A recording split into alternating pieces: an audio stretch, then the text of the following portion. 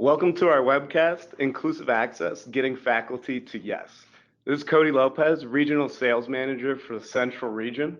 It's great to see a lot of familiar registrants and campus names that I personally have a pleasure of working with. It's also great seeing names and campuses that I don't get to work with on a day-to-day, but I feel like I know just based on hearing success stories from my colleagues here at Red Shelf. I would like to start off by thanking everyone for attending. Thank you for taking the time out of your day to join this educational session. This is the first of a series of webinars that Red Shelf will be hosting, featuring our partners sharing best practices on inclusive access. What's exciting about this webinar today, and really the series to come, is it's a true reflection of who Red Shelf is as a company and how we've been successful helping our indie store partners with their digital initiatives. Meaning our success stories are all actually our partners' success stories. They truly go hand in hand. But what we've learned from being in this industry, and it's most relevant really for all our attendees, is to hear from the campus store's perspective. So if you were looking for a demo and me clicking around a bunch of buttons, I'm sorry to inform everybody, you'll be disappointed. In this series, we're gonna have some great content shared from our partners that will be relevant to help the attendees make improvements, think of new ideas, and collaborate together. So before getting started, I'll go over some housekeeping items. The attendee phones will be on mute, but you can submit questions via the Q&A feature at the bottom of the GoTo webinar control panel on your screen. We'll also answer questions during and after the discussion. If we are unable to get to your question before the end of the event, somebody will follow up with you via email, and then a satisfaction survey will appear after the webinar. Please complete that as it helps us to improve future events like this. So before we get into introductions, we want to get a quick poll of who is in the room to make sure this presentation and the follow-up that comes after is the most relevant really for all attendees.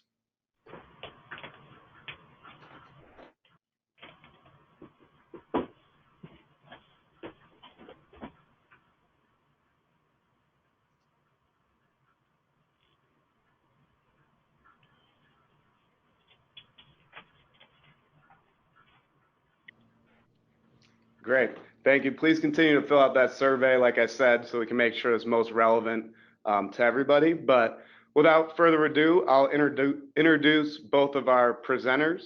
First, from Red Shelf, we have Sarah Ellenberger, who's the Director of Sales and Account Operations at Red Shelf.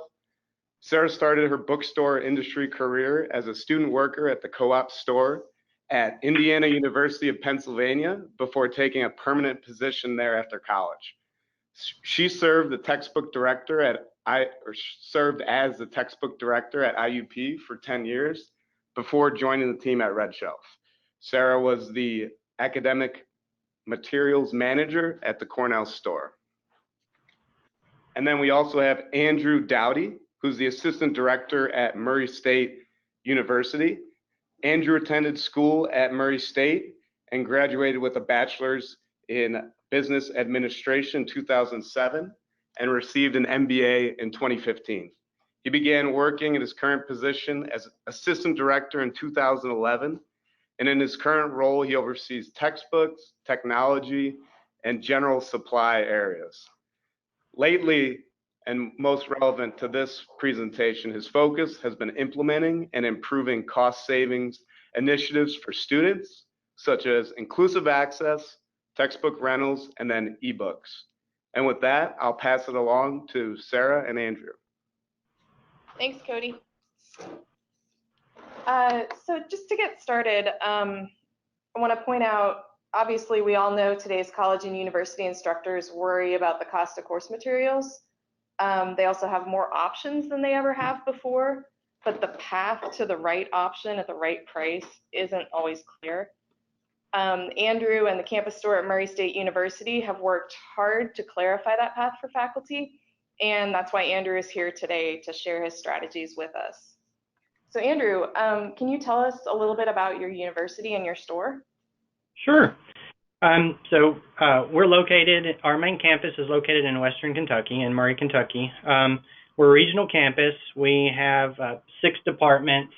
We have agriculture, which is one of our largest departments. We offer nursing, business, education, humanities, and fine arts.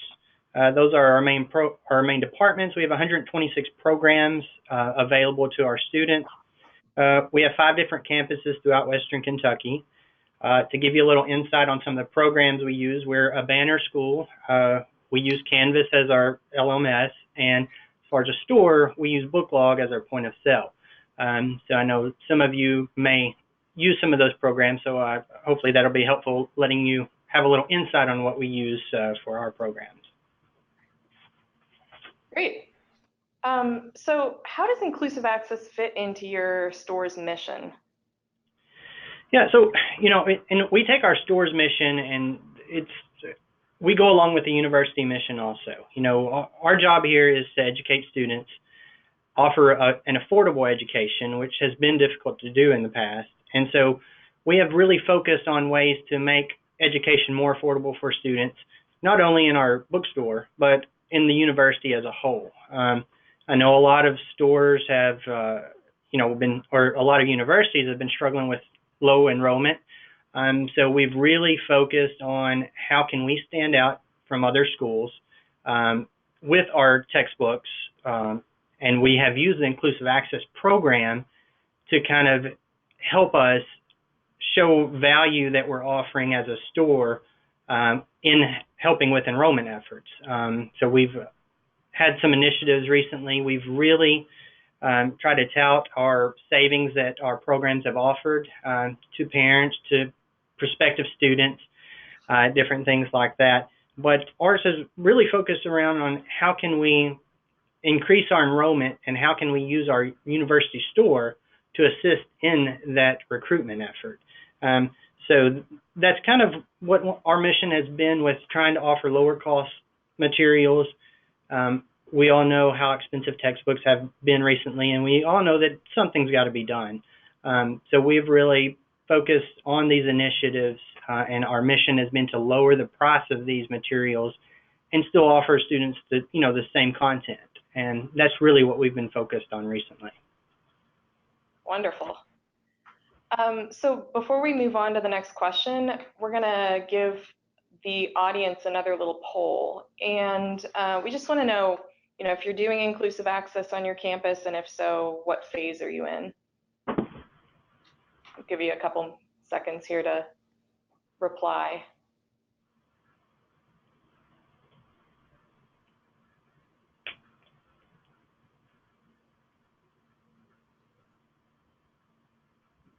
So it looks like we have about a third of the audience with an established growing program, maybe about 13% piloting, 17% not offering a program yet.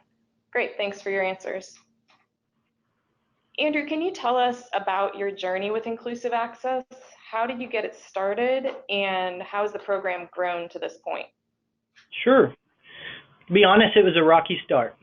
We started with one course in fall of 2017, and we just did a pilot on one course, and we ran into some technical issues with that course, and so it was a rocky start with that. And with those technical issues, that course never picked it up for the next semester. So that was a lesson learned for us.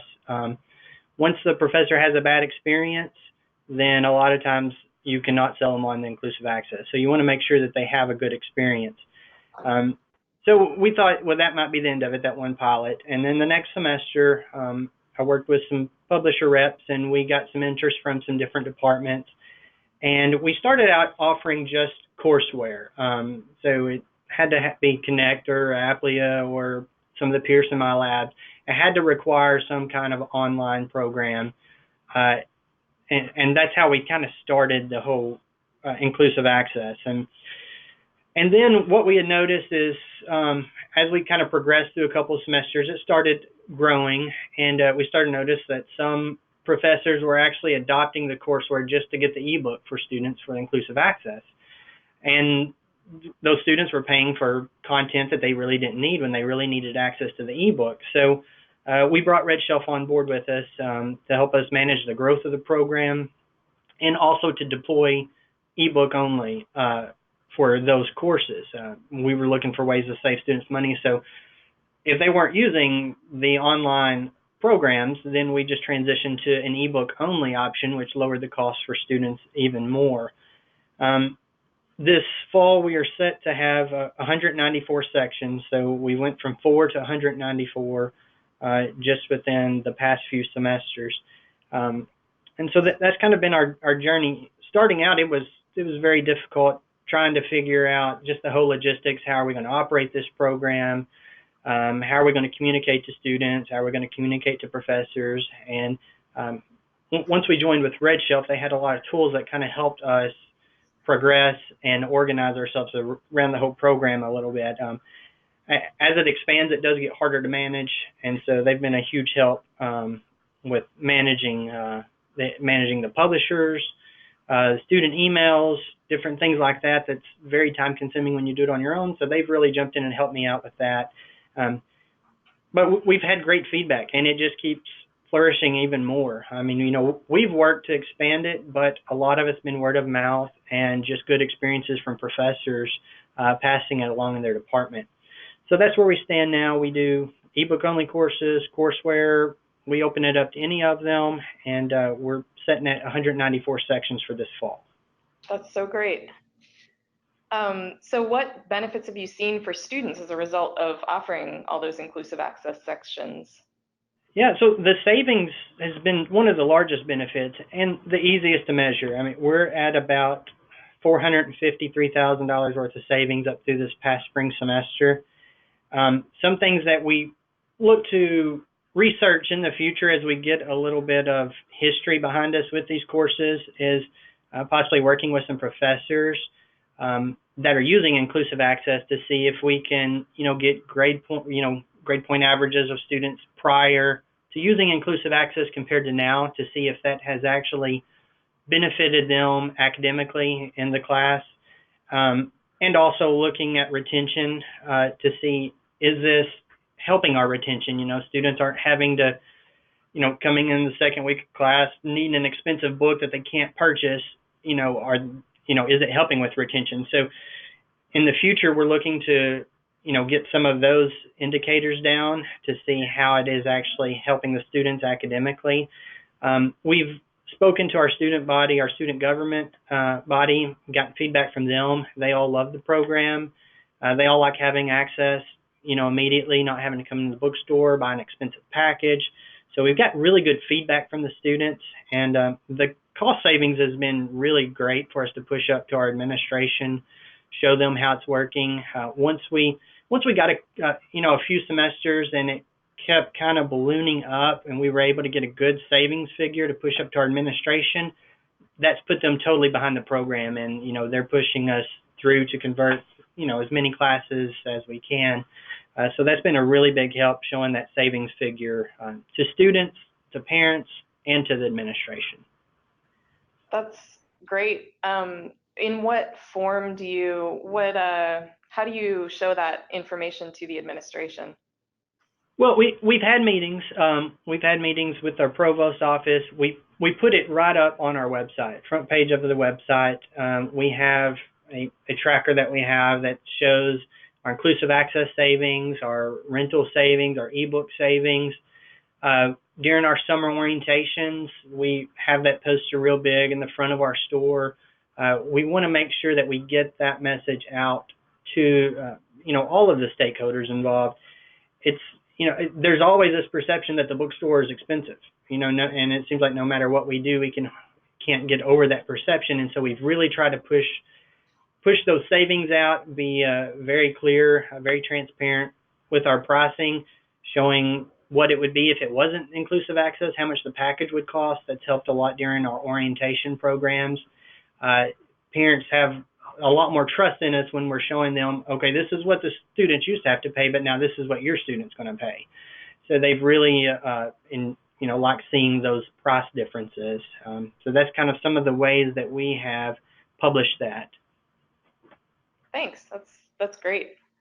How have your instructors on campus reacted to your inclusive access program? They have really loved it, and it's been kind of surprising to me. And another thing that I do is I send follow-up emails to all the professors about mid-semester to find out how did things work out, were there any hidden issues that I didn't know about. So I send out follow-up emails, and it's was surprising. I thought that there may as we started the program, I thought, well, are things happening behind the scenes I don't know, or professors struggling with anything technically. And I received good feedback from all of them, and they all enjoyed it. They all have readopted it. So the feedback from the professors have been great. And as we've had some chairs that actually teach courses, and some of them have used it, and they've kind of spread the word for us also. And so we've noticed like certain departments, it really flourish and really take off through word of mouth. But the instructors have, pretty much all had great experiences. We've had very few that have had a negative experience. Excellent. And I love the idea of sending follow-up emails midway through the semester to instructors. I think that's something a lot of stores could, learn from you and apply on their campus. That's great.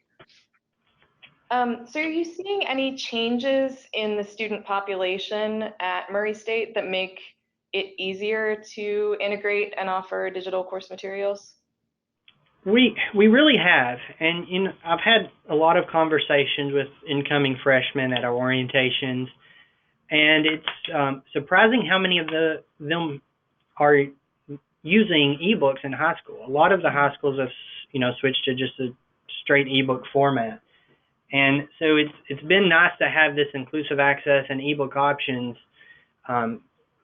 available for those students, because we don't want to bring those students in from high school where they're using technology to study, and then bring them into a university and put them in an old textbook that's 2 editions old. It kind of feels like you're stepping back in time. So it's been important to us to have digital options available for the students, and we have noticed an uptick in students who are coming in that are choosing to order ebooks compared to the actual physical book. So a lot of that is because they've used them in high school. A lot of it is price, convenience, some different variables like that. But yeah, we have seen the demographics change significantly as newer students have been coming in. That's really interesting.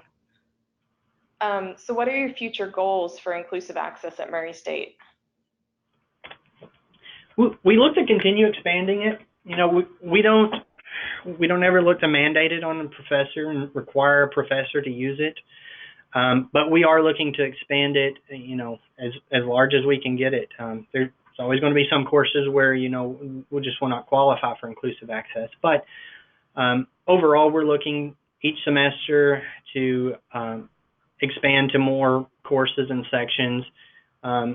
This past semester, we've really had an outreach effort to professors, and we kind of keyed in on certain courses and departments that we thought would, make good prospects, and have converted those. And we plan to do that each semester. I think it's something that's hard to do, to send out a mass email to all of the professors on campus. I think that you can overwhelm yourself. So we've kind of looked to add 20, 30, 40 sections has kind of been our goal each semester.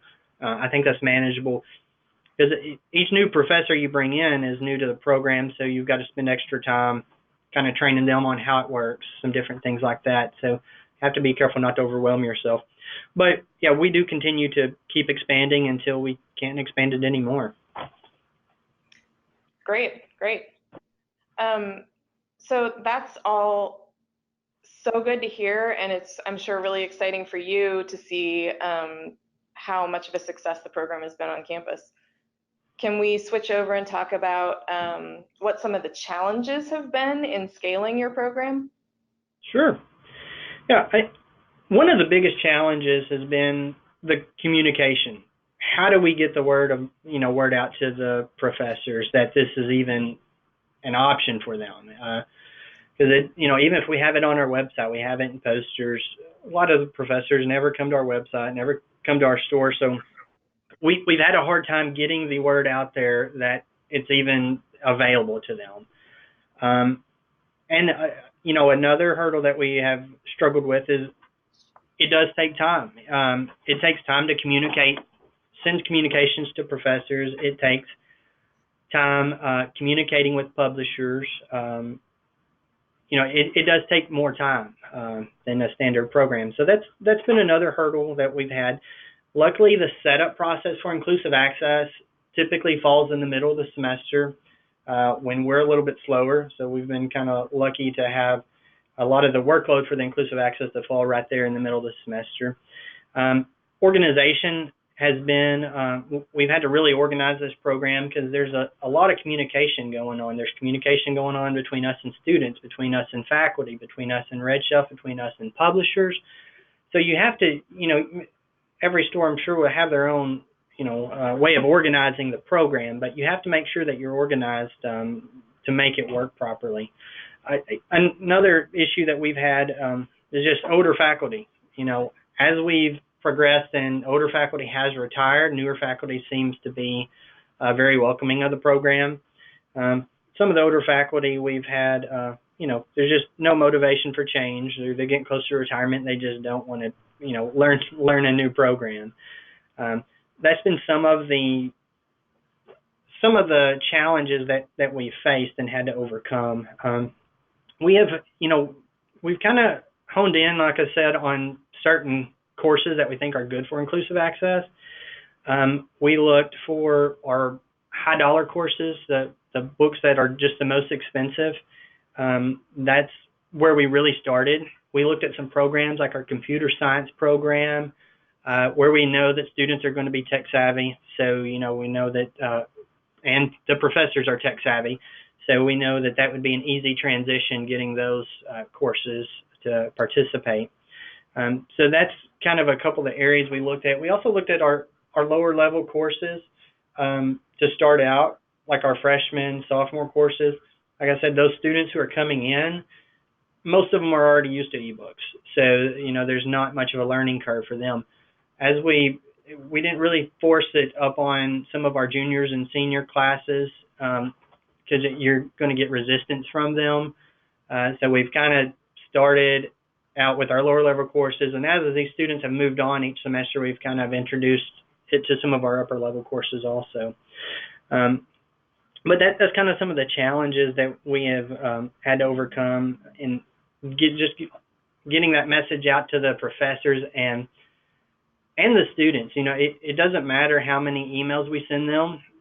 Sometimes they don't read them, and so communication to those students and helping them understand how the program works, how they access it, and where it even is in their learning management system. That's been a challenge that we have had.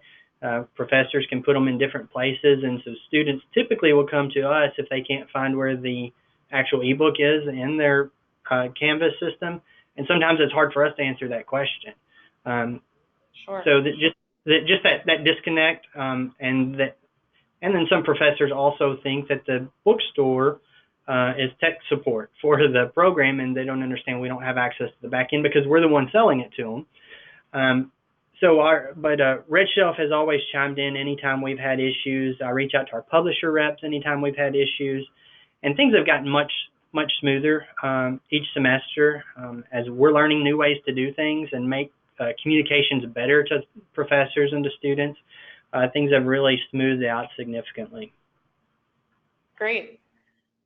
So I'm just going to remind the audience to submit their questions if they have them, and we'll answer them as we go if they're appropriate, or at the end if they don't fit in the conversation at the moment. Andrew, let's dig into, the whole point of this webinar was getting faculty to yes. Can you tell us what your strategies have been, what the most effective strategies have been for you? Yeah, it's actually been fairly easy to get the professor to yes for us. The hard part has been reaching out to the professor and being able to offer them the product. And what we had seen is, in the beginning, this started off with publisher reps out knocking on doors and selling it to the professors. And that's kind of how we ran the program at the beginning. we kind of just sat back and let the publishers do the work. And we've kind of transitioned that to where we've taken over the role of going out and trying to recruit a lot of these professors to try out the program. We kind of want to spearhead it. We want to give the administration the perspective that we are out offering this value to our students and working extremely hard to lower the price of the content. So we want to be the spearhead of that out in front of everyone. So what we had noticed, though, is, you know, the only time we were getting inclusive access was, like I said, if the publisher rep sold it. So we were trying to find a way of how can we get that pricing out in front of the professor. That was the most difficult part, is knowing, okay, yeah, the professor has adopted a book, but I don't have a clue what inclusive access price would be. So I'll have to email a publisher rep and wait, and once they get back with me, then I'll have pricing, and then I can email the professor, and there's just too much communication. There's not enough time. Once you get the adoptions, we were wanting a way to get an immediate answer. What can we quote this professor on this so that we can kind of get it rolling? So what I did is, as textbook adoptions wrote in, I simply started me a spreadsheet, and, you know, I would put the list price of the book that the professor had adopted. I did the new list price. And then I would just simply put the ISBN in on Red Shelf's website just to find out what the ebook price was. And so I put an ebook price in my spreadsheet. And I just kind of built a list for several courses that I thought would be good options. And then I simply did a mail merge, sent out emails to those professors just to see what kind of feedback I would get. And just by having that new book price in there compared to the ebook price, it was astonishing. I mean, they were very excited. I didn't have to convince them. The pricing pretty much did the convincing. The hard part was getting that pricing out to professors quickly, you know, to be able to get a quick response. And the price on Red Shelf's website is typically just the retail price of the ebook. And so it comes back even better when I can say, well, we thought it was going to be this price, but actually once I got the inclusive access quote, it came in even lower. So we're going to be able to save your students more money. So that's been the way that we've kind of began to grow our ebook only courses, especially this semester, is just by simply putting the ISBN in Red Shelf's website, find out what the ebook price is, getting that email out. A lot of professors don't even realize there's an ebook available. If they do, they have no idea that the price is as low as it is typically. We did look, you know, we noticed that some publishers didn't have as attractive of a price as other publishers did with their ebooks. So there was some publishers that the ebook price just didn't make sense. But in general, you know, they were really good prices. You know, when you show a professor a $275 new price compared to a $35 ebook price, it's an easy sell.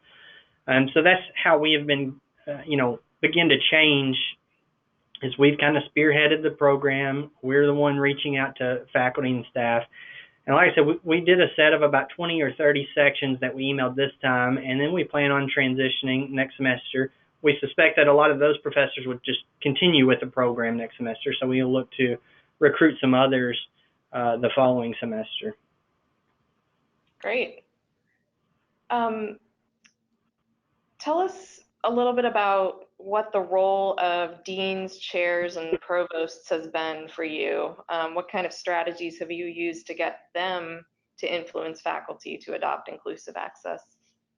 Yeah, so we've started. We had a conversation with our provost, and it's kind of where we've started it. And our provost is on board fully with this, and it kind of surprised me. But at our meeting, he had said, he has had conversations with other people in meetings about, the price of textbooks. And a lot of these, we don't hear behind the scene meetings, but there's people talking on campus, faculty, administration is talking. And so for us to be able to come in and say, hey, we have this program, we're wanting to lower the price for these students, it was a good reception from the provost with us offering this. So our next step is we've got a meeting to speak with all of the chairs in September, which is right before all of the textbook adoptions are due. And in our university, all of the textbook adoptions in the departments go through the chairs to be signed off on. So we kind of wanted to start with our chairs and get the word out to our chairs so that they can kind of spread the word out to their departments. And I think once we show them pricing on some of these, I think it'll, even balloon up more from them pushing it down to faculty in the department. So that's kind of our strategy going forward, using our higher administration to help push this out also. Awesome. So I hear that you've created an innovative approach to course materials packaging. Could you tell us about that? Yeah, so we offer what we call is a prepackaged program that we allow our students to sign up for. And they basically fill out the form that you see, and we basically bundle all of their textbooks for them, have them ready for them to pick up when they move into their dorms, and we charge it on their student account. And we've always given them kind of options that they could choose from, but here recently we've decided to change it up into packages, and we're offering to those students what we call a value package. We want them to see a value in that package. It's the lowest cost options that they can get, and it highlights ebooks in there. We are really wanting to encourage students to use ebooks. Like I said, a lot of these incoming freshmen have already used them, but we wanted to highlight to parents, to students, that ebooks are the best financial option for these students. Previously, they weren't necessarily checking ebooks. They would typically check physical book because they didn't really know what the price difference was. So we put that in the value package so that they realize, hey, this is going to save you the most money. If you're looking to save money, this is the package to go with. So that will even, that'll increase our penetration with ebooks to students. So these students who are going to be in inclusive access courses, then they'll likely have used the ebook in another course, and then it kind of spreads. Typically, we notice that once students choose ebooks and they learn how to use the ebook, then they're accepting of it. We sold very few print grades with our inclusive access courses. I think we had about 1,500 students in inclusive access courses, and we sold probably less than 10 print upgrades. So we noticed that students at the beginning were reluctant to ebooks, but when it comes to them having to pay more for a physical copy, then they typically will go with the ebook option. And then once they've used an ebook and get used to it, we've noticed that they begin to stay with it. So that's why we've we wanted to become innovative and divide these into packages and do that value package so that they feel like they're getting a value. They feel like they don't have to go to Amazon. We're giving them our lowest prices that we have available through that package. And this is the first semester we've tried this out, so we're kind of curious to see how that goes. But we're just trying to expand the ebook presence on campus to lower the cost for students. And one metric that we tend to track and present to our administration is we take the entire amount of books acquired through the bookstore. It doesn't matter if it's ebooks, they rent the book, they buy it, whatever they do. So we take that total number and we figure out how many books per enrolled student are they getting from the bookstore. And so we've been tracking that. We've noticed that per enrolled student, they're actually obtaining more books. So I know a lot of stores are scared of revenue, because these are so much less expensive. So we've put this into play so that we can show the administration, okay, students are obtaining more books from us, but our revenue is down a little bit. That shows that we're making things more affordable for the students. And so we've really used that metric to show that to administration. So we're pushing ebooks, we're pushing lower cost options because we want more students to obtain books from the bookstore, even if we're making a little bit less revenue overall. So being able to show that metric going up has proven to our faculty administration that per student they are acquiring more from us, so we're making it more affordable for them overall. I love that. That's great. Hey, Andrew, we have a question from the audience on how you handle billing students for inclusive access. Yeah, so we've kind of set up our own little system. We get a report from Red Shelf But we kind of do our own thing as far as the billing goes. So I've set up macros in Excel. I have access to our enrollment file, and so basically what I do is I also build an Excel file of my own that's got all of the courses listed and the course reference number. And then I've set up a macro in Excel to where it will basically go out, take all of the students, it matches up the course reference number with what's on my inclusive access list and gives me an entire list of students to bill. The next step we do is we have Booklog as our point of sale, and Booklog has an import option to where you can just import a file and then run a program, and it'll automatically charge all of those students through your register within just about a minute. It takes about a minute for it to run that, and then those export to a banner system. So that's kind of how we handle the actual billing. But RedShelf does give you a report that shows the students who you're getting charged for from RedShelf. So we do reconcile those, but we never run into any issues. We usually always match up with what they have. So that's how we handle our billing. Great. Awesome. It looks like there's another question, a little more specific. It's asking just off the top of your head if you knew the mix percentage kind of split up between course materials on campus. So if you had to compare a percentage of inclusive access versus rental, and then just kind of how that distribution looks like on campus. Overall, when you're looking at all the sections offered, it's still relatively small, inclusive access. I mean, I say 194 sections, that's several sections, but when you look at the overall picture, it's still very small and has a lot of room to grow. I don't know what the actual mix is as far as, I can tell you the students acquired approximately, students usually acquire around 25,000 course materials through our store in a semester. This past semester, we were at 1,557 was inclusive access. So you can see, 25,000 overall, 1,500 was inclusive access. So it's still relatively small percentage overall. Cool. Well, thank you. It looks like we have a few more questions from the audience. A very common thing with getting started with inclusive access is determining kind of the billing method. So we have a question on why did you choose not to do the billing as a course fee structure? Yeah, well, there's a lot of red tape when it comes to course fees. And basically our administration, we had looked at possibly doing that. But anytime we add a course fee, it has to be approved by our board. And then I think that they run into other legal issues or approval issues through the CPE, some different things. And our administration really didn't want to go down that route. So we kind of handle it on our own. We've got the infrastructure set up to bill the students. It doesn't really take much time and effort from our part. Once you have it set up and have, something in place to where you can bill them fast. Now, if we were having to manually enter all of these, then we would probably try to do something different.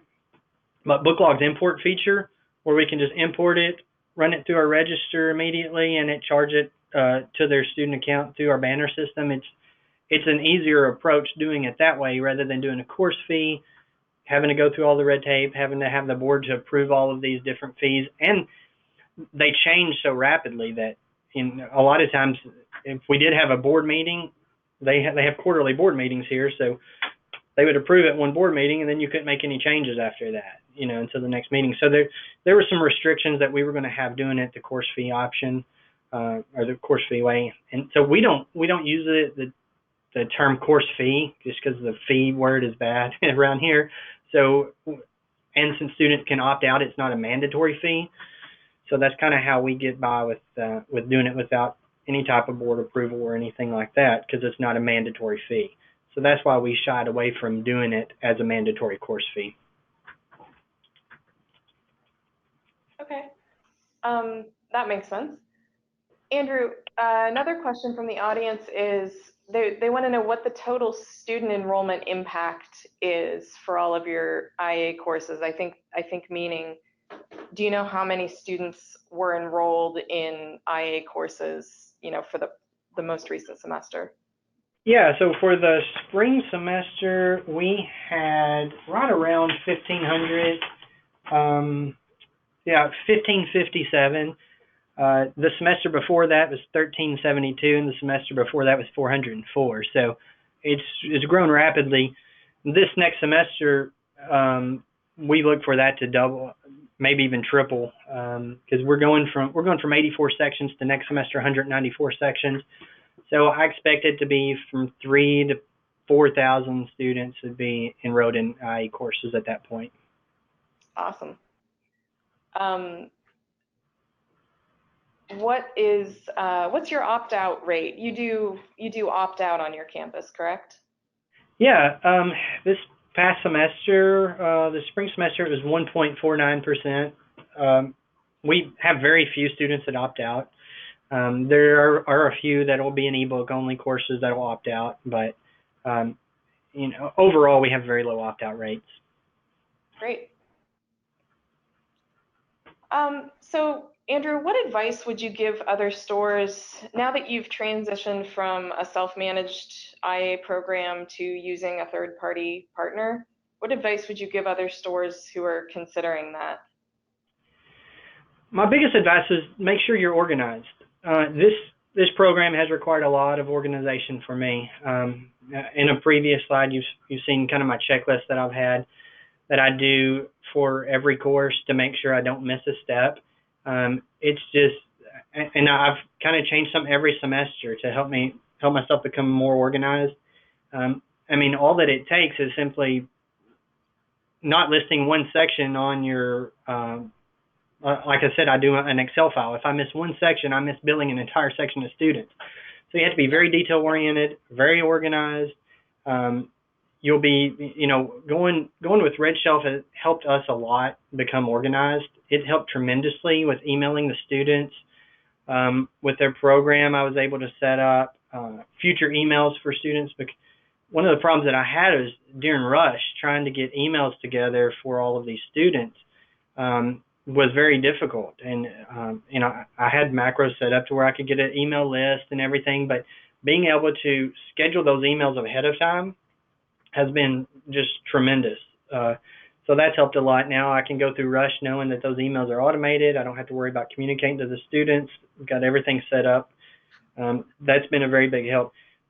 But just getting organized, getting everything set up according to what works best for your university. All universities operate differently.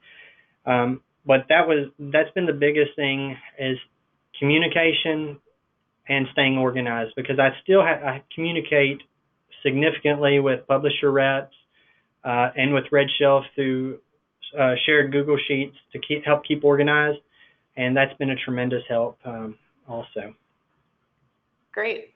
And just to remind the audience, they can find the faculty, your IA checklist in the handouts section in the GoToWebinar screen. So do we have any other questions from the audience before we wrap things up? I'm going to give everybody a minute to consider sending us a question.